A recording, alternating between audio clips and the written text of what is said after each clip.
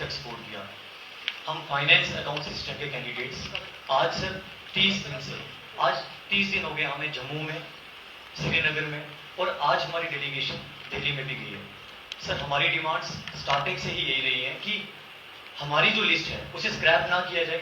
जैसे कि आप सबको पता है सर, ये बात लाना चाहते हैं कि जो एफए कैंडिडेट्स हैं वो 30 दिन से प्रोटेस्ट कर रहे हैं। सर थोड़ा मैं स्टार्टिंग से ब्रीफ पे जाऊंगा कि जो हमारी नोटिफिकेशन थी वो 16 दिसंबर 2020 में रिलीज होती है। उसके बाद ये हमारा पेपर जो है वो 4 बार पोस्टपोन किया जाता है।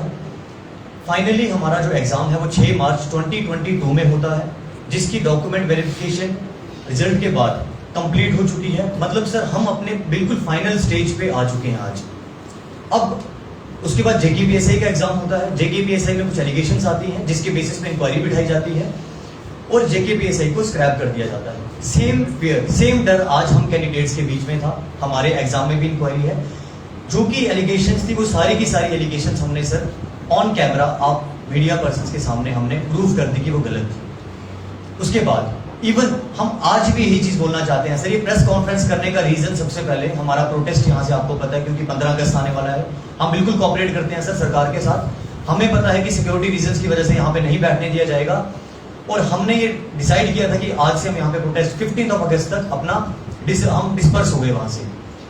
आज प्रेस कॉन्फ्रेंस के थ्रू सर एक लास्ट मैसेज हम देना चाहते हैं कि हमारी लिस्ट को स्क्रैप ना किया जाए, हम बच्चों को कंसीडर किया जाए। ये 972 फैमिलीज का मैटर है सर। 1.5 साल की मेहनत है हम बच्चों की, एक बच्चे ने मेहनत की हुई है सर। फिर भी अगर किसी को लगता है, गवर्नमेंट को लगता है इसमें कोई भी ऐसा एलिमेंट है, हम रिक्वेस्ट करेंगे सर, हम वेलकम करेंगे सीबीआई इंक्वायरी का, हम वेलकम करेंगे आपकी इंक्वायरी का। आप प्लीज उन्हें बाहर करें, फिल्टर करें, लेकिन जो फाइनल हमारी कॉल है वो scrap is not a solution. Scrap ना किया जाए लिस्ट को सर, ये हम बच्चों के साथ गलत हो जाएगा। हम बच्चों ने मेहनत की, उनके साथ गलत हो जाएगा। सर मैं कुछ और चीजें मीडिया के थ्रू यहाँ पे लाना चाहता हूँ। ये जेकेएसएसबी का प्रेस रिलीज है सर। ये बिल्कुल हमारे एग्जाम के बाद ये प्रेस रिलीज आया था, जिसमें इन्होंने ट्विटर हैंडल्स के थ्रू, ये हम पहले भी ये बता चुके हैं कि इन्होंने ये मेंशन किया था कि ये जो एग्जाम है बिल्कुल सीसीटीवी सर्वेलेंस में हुआ है, बिल्कुल कंप्लीट। सर मैं आपको बता देता हूँ, यहाँ पे इनके ऑफिशियल ट्विटर हैंडल से आया था कि किसी तरह की कोई भी मतलब चीटिंग कोई भी कुछ नहीं हुआ है, सिर्फ फेयरनेस ट्रांसपेरेंसी इन एग्जाम से। एक ट्विटर हैंडल पे इनके ट्वीट्स थे। हमारे जो डिप्टी कमिश्नर्स थे उनके ट्वीट्स आए थे सर। ये प्रेस रिलीज आज भी इनकी वेबसाइट पे है। हम यही चीज बोलना चाहते हैं सर कि जब आपने एक बार ये चीज बोल दी, आप उसको ओवररूल क्यों कर रहे हो? और अगर ओवररूल कर रहे हो तो आप सिर्फ फिल्टर करें, ना कि स्क्रैप करें। उसके बाद सर हमारे जो बच्चे हैं वो आज दिल्ली जाने के लिए मजबूर हुए। उसका रीजन ये है कि सर आज हम 30 दिन से यहाँ पे बैठे हुए थे और हम बार बार एश्योरेंस की बात कर रहे थे, लेकिन हमें सरकार की तरफ से, जम्मू एंड कश्मीर एडमिनिस्ट्रेशन की तरफ से कोई भी एश्योरेंस नहीं दी गई।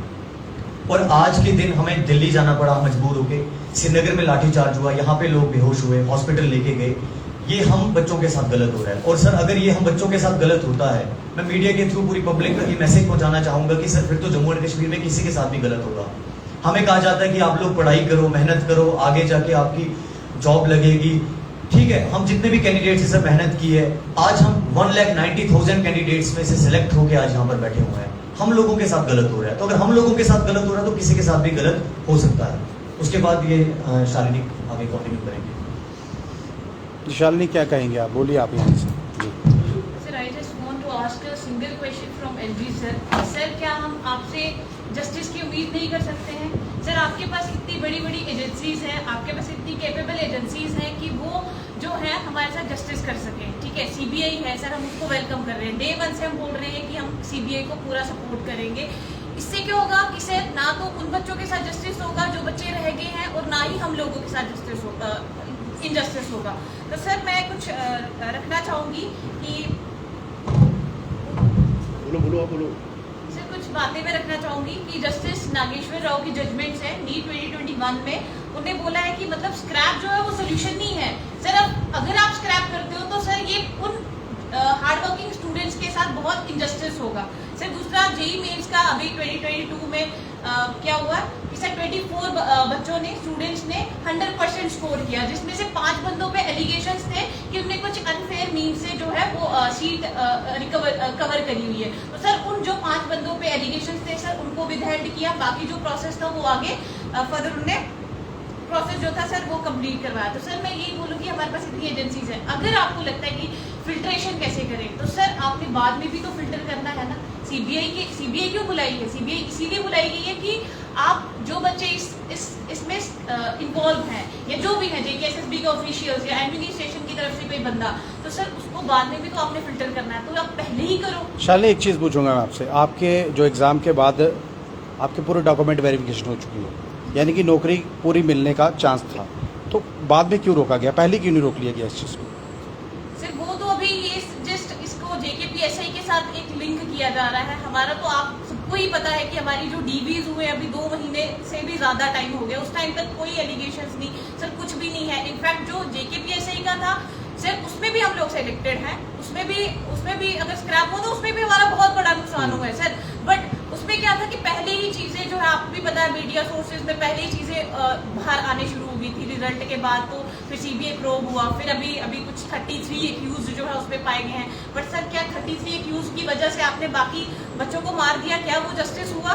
तो सर उसमें भी हम लोग मारे गए। अब आप सेम चीज अगर इधर रिपीट करते हो तो सर यहाँ पे भी हम लोगों के साथ इनजस्टिस होगा। शालिनी, दूसरा एक ग्रुप है जो प्रोटेस्ट करके ये बता रहा है कि इसको स्क्रैप किया जाए, वो क्या है? वो कितने ही लोग हैं?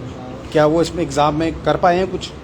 सर वो तो हमेशा देखो ना, हम लोग तो बहुत कम नंबर्स में, मेरे को तो कुछ 0 पॉइंट कुछ समथिंग हो गया हम लोग, क्योंकि हम लोग 197,000 बच्चों में से सेलेक्ट हुए हैं सर। वो they are always in more amount.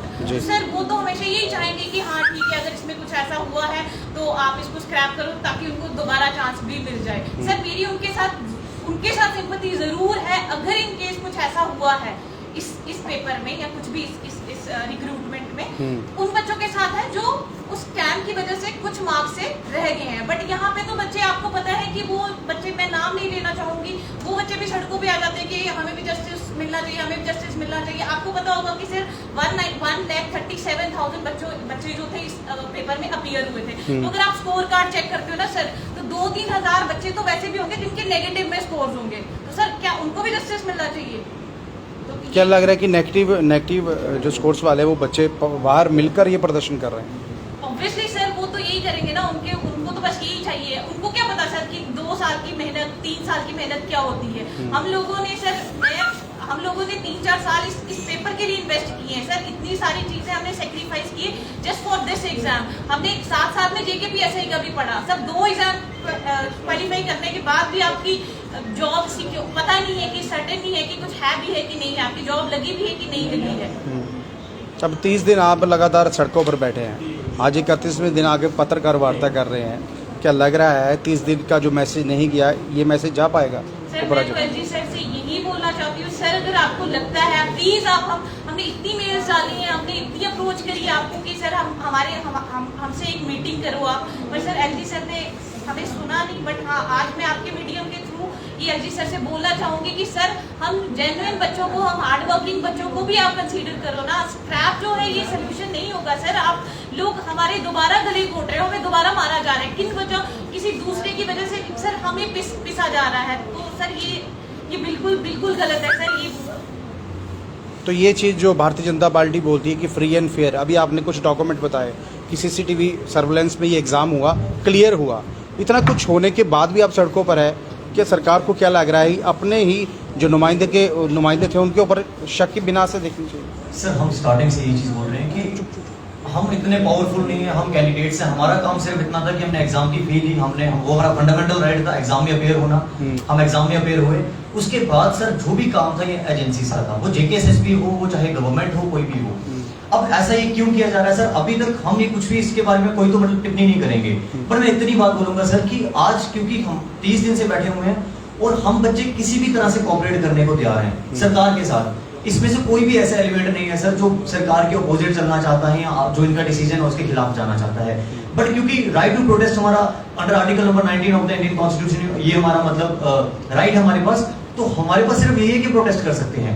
But last message ये देना चाहेंगे सर कि इन केस अगर ये लिस्ट को स्क्रैप करते हैं तो हम यहाँ पे रुकेंगे नहीं। हम कोर्ट्स में जाएंगे, हम लीगल एक्शन लेंगे, हमें सुप्रीम कोर्ट तक जाना पड़ा, वहां पर भी जाने के लिए तैयार हैं, क्योंकि सर हमें पता कि हम लोगों के साथ गलत हो रहा है, आज पब्लिक को पता कि हम लोगों के साथ गलत हो रहा है, और सबसे इंपॉर्टेंट आने वाले जनरेशंस के लिए, आने वाले जो बच्चे हैं उनके लिए नेगेटिव मैसेज जाएगा जो आज इस एग्जाम्स की या आने वाले एग्जाम्स की तैयारी कर रहे हैं। ऐसा लग रहा है कि JKSSB भी शक के बिना पे रहेगी। बिल्कुल है सर, मेरा कहना है कि JKSSB को स्क्रैप कर दिया जाए, ये एक ऑप्शन, अच्छा ऑप्शन है, क्योंकि सर हम बच्चों ने तो नहीं ना ये सब करवाया, जिन्होंने करवाया है, जो इसमें शामिल हैं, उनके गले पकड़िए ना आप। एक चीज़ ये पूछूंगा, एग्ज़ाम जब हुआ, एक दिन एग्ज़ाम के बाद तुरंत जो पहली जिसके अंडर ये एग्ज़ाम हुआ उनकी तुरंत ट्रांसफ़र कर दी गई, क्या लग रहा है उनको भी शक के बिना हो सकता है? बिल्कुल, मैं तभी तो बोल रहा हूँ सर, हम सब कैंडिडेट्स यही बोल रहे हैं कि एक ऐसी इंक्वायरी बिठाई जाए, अगर इनको लगता है, क्योंकि अगर स्क्रैप करने की कोशिश कर रहे हैं उसके बाद इन्होंने किसी न किसी तह तक तो जाना ही है, तो इससे पहले ही अगर ये उस तह तक चले जाएं, उन लोगों को फिल्टर कर लें और हम लोगों के साथ जस्टिस कर लें, तो ये काफी अच्छा मैसेज, एक अच्छा मैसेज यूथ के ऊपर जाएगा, यूथ तक जाएगा कि इन लोगों ने ना ही आप लोगों के साथ गलत होने दिया जो हार्ड वर्किंग कैंडिडेट्स हैं, और ना ही उन लोगों को छोड़ा जो लोग इस चीज में शामिल थे। कश्मीर में जो लाठीचार्ज हो रहा है बच्चों के ऊपर, उसको किस तरह देखें? बिल्कुल, प्रेस एनक्लेव के अंदर लाठीचार्ज हुआ है सर, सोचो प्रेस एनक्लेव के अंदर कश्मीर में लाठीचार्ज हुआ है, जम्मू में भी हमें फर्स्ट डे यहाँ पे बसेस में उठा के ले गए थे, और दिल्ली में भी हमारी जो डेलीगेशन है उनकी भी सुनवाई वहाँ पे नहीं हो रही है, क्योंकि अभी 15 अगस्त है, आपको पता है इंडिपेंडेंस डे है सर, उसके रीजंस देते हुए हमें यहाँ से उठा दिया गया, आने वाले दिनों में कश्मीर से उठा दिया जाएगा, और दिल्ली में भी उनको सिक्योरिटी रीजंस की। आप लोगों के बच्चों के हाथ में तो तिरंगे थे ना? बिल्कुल, तिरंगे होने के बावजूद भी आपको यहाँ से हटा दिया? सर हमारे हाथ में, हमारे दिल में तिरंगे हैं, हम भी इस देश के नागरिक हैं, हम भी इस यूटी के नागरिक हैं, बट प्रॉब्लम इस टाइम ये हो रही है कि सर हमारी बात को नहीं सुना जा रहा है, ये ब्यूरोक्रेसी इतनी रिजिड हो गई है इस टाइम पे कि सर सुनी ही नहीं जा रही है बात, कोई भी यहाँ पे एडमिनिस्ट्रेशन की तरफ से आके बात करने को अभी तक तैयार नहीं है। मैसेज क्या रहेगा सर? लास्ट मैसेज यही है जो स्टार्टिंग से अभी तक रहा है कि हम किसी भी तरह से कोऑपरेट करने को तैयार हैं, बस हमारी लिस्ट को स्क्रैप ना किया जाए, फिल्टर किया जाए, अगर इनको लगता है बीच में कोई भी ऐसा एलिमेंट है, अदरवाइज सर ये वही बात है कि नेगेटिव मैसेज आएगा और आने वाले टाइम के लिए, आने वाले एग्जाम्स की भी कोई गारंटी नहीं है, बस यही फाइनल मैसेज है सर हमारी तरफ से।